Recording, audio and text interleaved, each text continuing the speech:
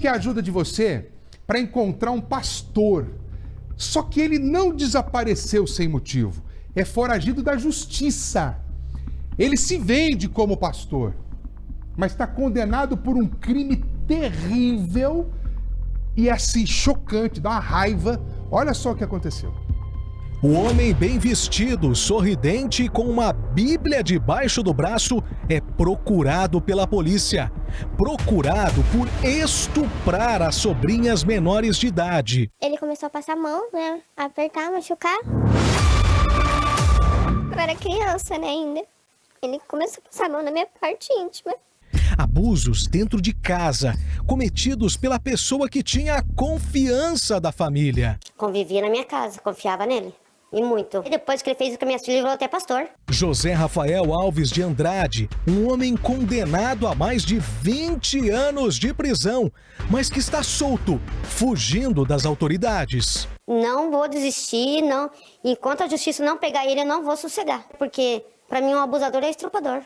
Estamos em Piraquara, região metropolitana de Curitiba. As vítimas de 16 e 17 anos nos receberam em casa, acompanhadas da mãe. O momento é difícil, mas elas fazem questão de denunciar o homem que um dia chamaram de tio. Conversamos por primeiro com a menina mais nova. Ela relata que sofreu abusos por diversas vezes. Uma das situações mais marcantes foram quando o Rafael a buscou em casa para ir brincar com a prima. Ele vinha buscar a gente, aí de bicicleta, né? Daí ele levava nós no cano. Aí quando ele vinha buscar a gente, ele começou a passar a mão na minha parte íntima. Aí tudo que eu pedi para ele parar. Daí ele parou e depois ele começou de novo. Apesar de acontecer na rua, os abusos eram mais frequentes na casa do tio. A menina ia lá com a irmã quase todos os finais de semana para encontrar com a prima. Todas, na época, tinham entre 10 e 11 anos. O comportamento de Rafael, quando estava sozinho com as crianças, era bem diferente do mostrado para adultos. Segundo as vítimas, ele fazia de tudo para encostar no corpo delas. Ele passava a mão em mim, aí eu fui um dia na cozinha, ele foi e deu um tapa na minha bunda. Aí um dia eu tava no quarto com ele e com a filha dele. Ele tirou a parte íntima dele pra fora e começou a passar a mão pra eu ver. Nisso, quando eu vi, eu saí pra fora do quarto. Quantas vezes? Sempre que eu ia pra lá, sempre. As investidas e ataques aconteciam a todo momento. A menina, com apenas 10 anos na época, não entendia muito bem o que estava sofrendo, mas sabia que o comportamento do tio era errado. Eu não tinha força pra me proteger, né? Porque ele era mais forte, eu era mais nova, mais fraca. Só pedia pra ele parar. E ele parava e depois continuava. A irmã mais velha, hoje com 17 anos, também foi vítima do tio estuprador.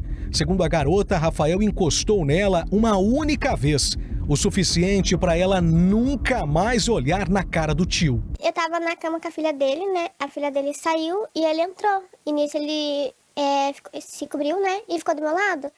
E eu fiquei muito nervosa. Eu tampei minha cabeça, né, com o cobertor. E ele começou a passar a mão nas minhas partes íntimas, apertar. Só que eu não falava nada, meu coração acelerou. Assim que a filha dele chegou, eu saí correndo pra fora, porque eu tava com muito, muito medo. Ao todo, os abusos se estenderam por 1 ano. As meninas deixaram de ir para a casa do tio, mas, primeiramente, não disseram o porquê para a mãe.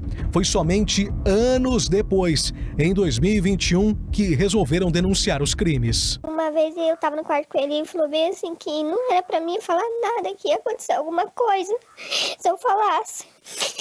Daí eu escondi dela, claro que isso machucava. Eu tinha um pouco de medo de não acreditar, né?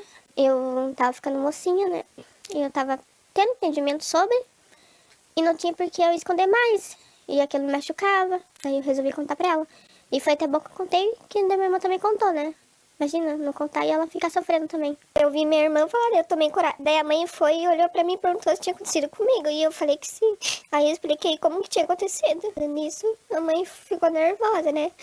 Porque a mãe não queria imaginar que ia isso acontecer com a gente. E ela chamava ele de tio, de respeito, sabe?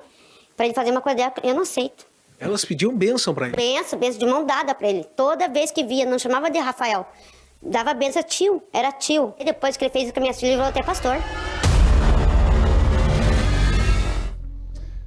Olha, Como é que pode um cara desse se passar por pastor com a foto com a Bíblia embaixo do braço? Estuprar pessoas, cometer um abuso. Isso aqui é uma safadeza que não tem tamanho. Olha, eu já vou continuar com esse assunto, que eu acabo de receber uma notícia urgente aqui. Eu preciso fazer uma pausa para poder dar uma notícia triste. Com pesar, informamos a morte da primeira-dama de Curitiba, Margarita Sansoni. O prefeito Rafael Greca confirmou agora há pouco no Instagram dele. A Beatriz Frenner, a nossa repórter, ela segue para o hospital para trazer mais detalhes ainda nesta edição. E olha, um caso que é de revoltar e de preocupar, esse que a gente estava vendo. Porque assim, o pastor que você acabou de ver, acusado de estupro, tá solto. Sabe, ele tá solto. Coloca a foto aqui desse canalha, desse José Rafael Alves de Andrade.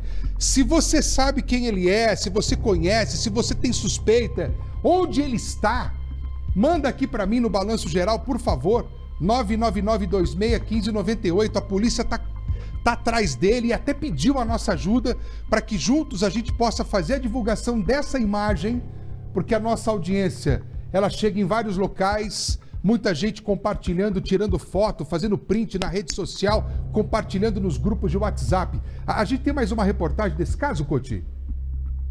Tá, então vamos lá, porque a polícia tá atrás desse sem vergonha aí. Ao ouvir as atrocidades que as filhas foram submetidas por meses, a mãe ficou revoltada. Pensou em resolver a situação naquele momento mesmo. Inclusive, ficou frente a frente com o agressor. Acabou meu mundo, entendeu? E eu não conseguia me segurar. Eu falei, não precisa conversar. E meu marido não queria ir lá. Foi aonde ele acabou vindo aqui, o Rafael, meu marido ligou pra ele que queria falar com ele com urgência. Ele vem até aqui, né? Desmentiu minhas meninas na cara dele e minhas meninas falou, você fez pra nós. Você sabe o que você aprontou pra nós. O que ele dizia? Ele falava que não, que era mentira. Falou, pelo amor de Deus, hoje eu sou um pastor da igreja. Jamais eu vou fazer isso aí. Ô, tio Mael, o senhor não me conhece. O senhor sabe que eu gosto de vocês. Só que ele tinha feito sim.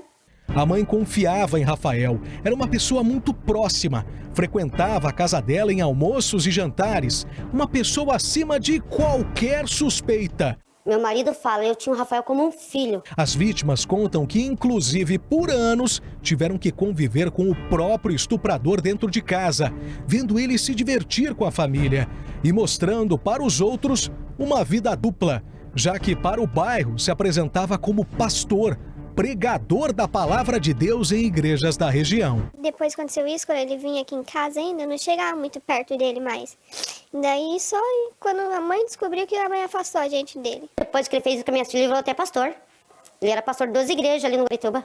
Sabendo o que tinha acontecido com as filhas, a mãe foi até a polícia, denunciou tudo e ali começou uma luta por justiça que dura até hoje. Rafael chegou a ser condenado 2 vezes pelos estupros. Primeiro, recorreu e conseguiu diminuir um pouco a pena. Mas, na sequência, voltou a ser condenado e dessa vez sem possibilidade de recorrer. A conclusão aqui do Fórum de Piraquara foi de 21 anos de prisão em regime fechado. Apesar das condenações, Rafael está livre, não por desejo da justiça, mas sim porque ele fugiu, desapareceu, logo após a pena de 21 anos ser divulgada em abril de 2023. As vítimas e a mãe procuraram por Rafael por todo canto, mas nada.